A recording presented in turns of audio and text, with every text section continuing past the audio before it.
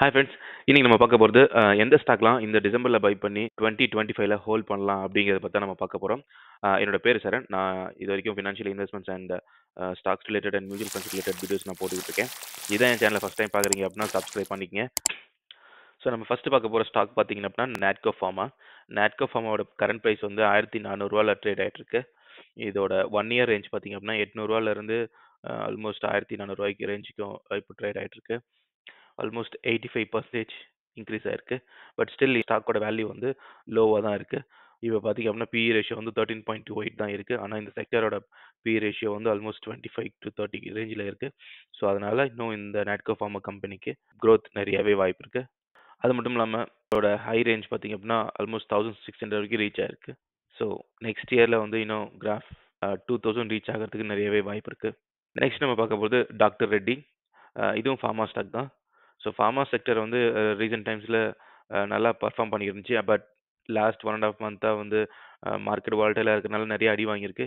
அதனால நிறைய ஸ்டாக்ஸ் வந்து வேல்யூவுக்கு வந்திருக்கு கன்சிடர் பண்ணுற ரேஞ்சில். அதில் டாக்டர் ரெட்டியும் ஒன்று. ரீசெண்டாக இது வந்து ஷேர் ஸ்ப்ளிட் போட்டிருக்காங்க. அதனால இப்போ வந்து 1300 ரேஞ்சில் ட்ரேட் ஆகிட்டு இருக்கு.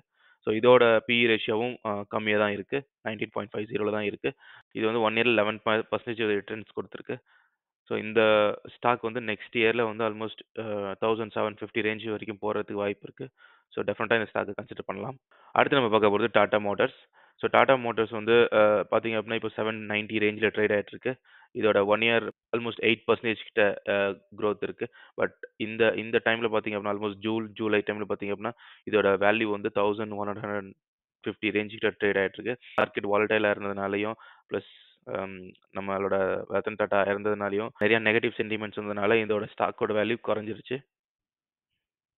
அண்ட் இப்போ வந்து 790 ட்ரேட் ஆகிட்டு இருக்கு.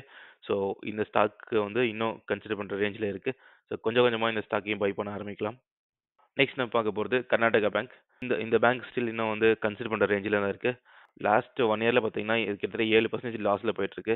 ஸோ இதோட வேல்யூ வந்து 240 இப்போ ஆல்மோஸ்ட் இப்போ வந்து 220 ரேஞ்சில் ட்ரேட் ஆகிட்டு இருக்கு. அண்ட் லாஸ்ட் 1 வீக் 2 வீக் பிஃபோர்லாம் வந்து ஆல்மோஸ்ட் 200 ரேஞ்செலாம் டச் ஆகிட்டு இப்போ வந்து 20 rupees இன்க்ரீஸ் ஆயிருக்கு. ஸோ அகைன் இதோட வேல்யூ வந்து 200 ரேஞ்சுக்கு ரீச் ஆகும்போது டெஃபினட்டாக ஸ்டாக்கை கன்சிடர் பண்ணலாம். ஸோ அடுத்த ஸ்டாக் நம்ம பார்க்க போகிறது வந்து மணப்புரம் ஃபினான்ஸ் லிமிடெட்.